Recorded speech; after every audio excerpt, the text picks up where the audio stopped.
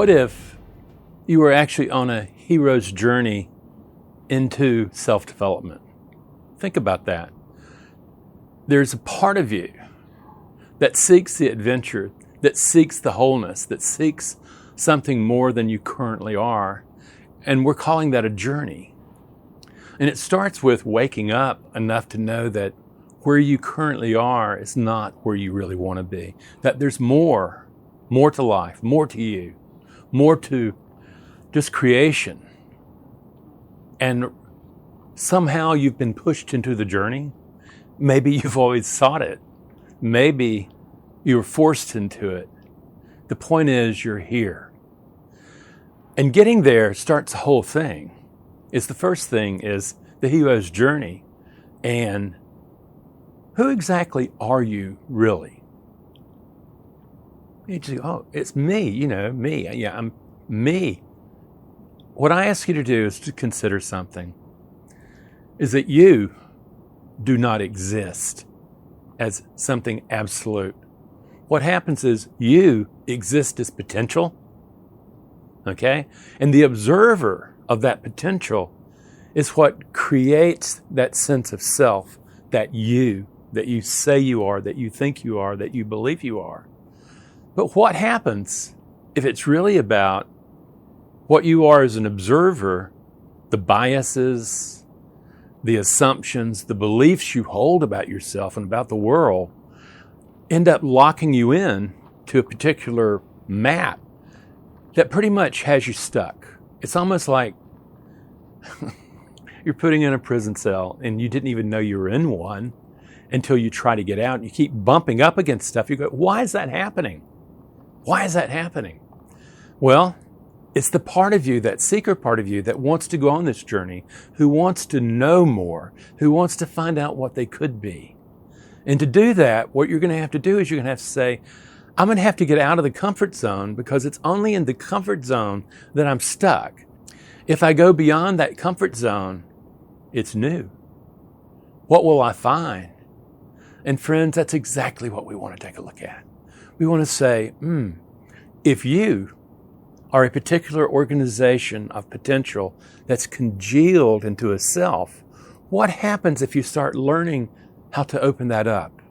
This, friends, is the journey. This is the hero's journey. And we get to discover what is really possible for us. What can we be developed into? Okay? And here, when you first go out, you're going to hit challenges. There's going to be struggle. And a lot of people believe that they don't want to have to struggle. If they really had it together, then they wouldn't have to struggle. And I tell you something different. It is in the struggle that you learn more about yourself, what you really makes you tick. Not just the surface, not just the stuff that you don't want to see in yourself, but more. Stuff that is built into you. An heroic figure that needs to be developed. This exists. And it's very different, that struggle. There's honor in struggle. Okay? It's meeting those challenges. That's the struggle.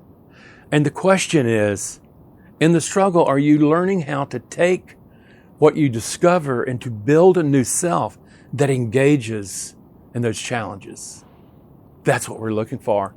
That is very different than suffering. Suffering means, oh, woe is me, woe is me. Life is a bitch and then you die. No. What happens is life is what you make of it. What beliefs do you hold that you project out into the world that causes you to see what you see? What I'm inviting you to do is to recognize first, you've always been on the journey. You might think, oh, well, no, I've been in this house, I've had this job, I've had these kids, I've had this spouse, I've had all this stuff. That is a journey. The question, is it an unlived journey, or is it a journey that has opened you up to begin to see what's possible? And in this, what you discover is that you're very malleable, this you. And with work, with effort, you can learn to say, this is who I am right now because the observer is kind of stuck. How do we unstick that observer so that it sees a bigger world. Okay, it's not about magical thinking. Magical thinking has you believing there's mind over matter. Observer-generated thinking has you expanding the scope of that perceptual map that you define reality by and recognizing there's a lot more there that you never saw. And this begins the journey into your wholeness. This begins the journey into your deeper self-development of where you are able to let go of that adapted self and understand that adaptive self, no matter how maligned, got you to the point where here you are as an adult. I encourage you to honor it, but to recognize that the circumstance that your brain was adapting you to survive in another time, in another place, simply is no longer working the way it used to. Here, you're saying, I need to reinvent the possibilities that I am to be able to engage life in a very different way. This is where you move from suffering into the struggle. Suffering is when you view the world as just something where you're going to have to fight all the time and stuff like that, and you keep running into roadblocks and you don't understand. In the struggle, when you hit that roadblock, it's your teacher. Okay? There's the difference. Suddenly you say, what is it that I can learn from this struggle that can help build me into a better observer and a bigger, better potential self? Friends, that's what we're after. You move from suffering to struggle and honor the struggle. Recognize that all of us, all humans, it's part of the human condition. We are always invited to go into the journey into our wholeness and to see what's there, what we could be, how we can expand ourselves. Not through magic, but by taking the blinders off of our eyes, the muffs off of our ears, and beginning to hear with new ears, beginning to see with new eyes about what's in front of you. And you will be astounded. It's all here. All you have to do is become the observer, wake up to what's already in front of you. And when that happens and you really truly start changing at the deepest levels of your being, what you're going to want to do is you're going to bring that home to others and to share so that they too may have the opportunity of growing. In my own case, I went through a heart transplant a number of years ago, and I was pretty much I was at death's door for about a year, and it truly caused my wife and I a lot of struggle. I mean, I could not walk. You know, she had to wheelchair me everywhere and all this stuff, and I was going down, down, down, all the way down. And then a heart transplant happened, and before you know it, I'm going to the struggle then of surviving that heart transplant. And at the same time, friends, that whole ordeal was not suffering to me.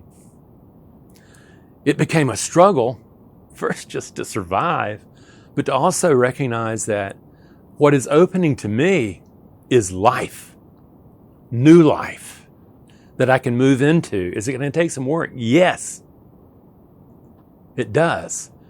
The payoff, you get to become truly alive. You get to live in gratitude. You get to live in a place where you have new eyes to see. You have new ears to hear. You're open.